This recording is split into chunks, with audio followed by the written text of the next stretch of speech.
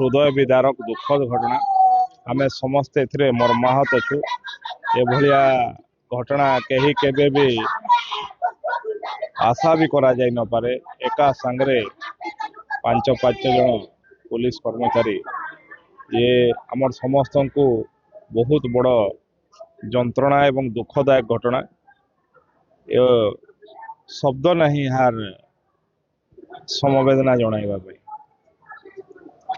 गोटे कथा कौन पूर्व रास्त बारंबार दुर्घटना घटती पदक्षेप नि देखु ये सबू तो आलोचना करिवार सठिक समय नुह, किंतु से रास्ता NH49 रो प्रशस्तीकरण पई केंद्र सरकार अर्थ अनुमोदन कर सारी एवं तार अलाइनमेंट पई प्रोसेस जारी अछि। अलाइनमेंट हेले शीघ्र से रोड भी हबो, किंतु जो भलिया भाव ये घटना घटी अत्यंत दुर्भाग्यजनक, हृदय विदारक एवं ये अपरणीय क्षति। ये जो भलिया भाव ये दृश्य वास्तव रे हृदय विदारक घटना।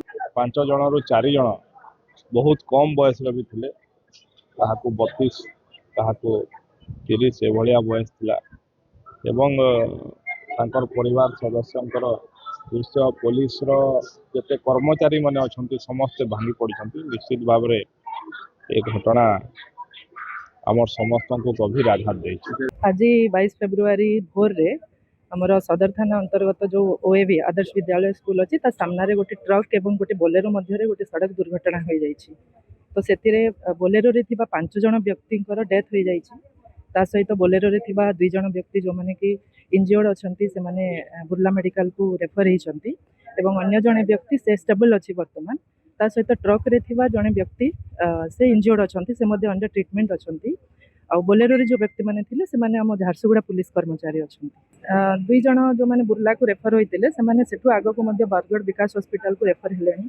तांको कंडीशन वर्तमान स्टेबल बोली आमे जहा सुनुछु आमे जानि पारिबा धीरे धीरे। आ केस रजिस्टर ऑलरेडी हे जाइछि and case is under investigation.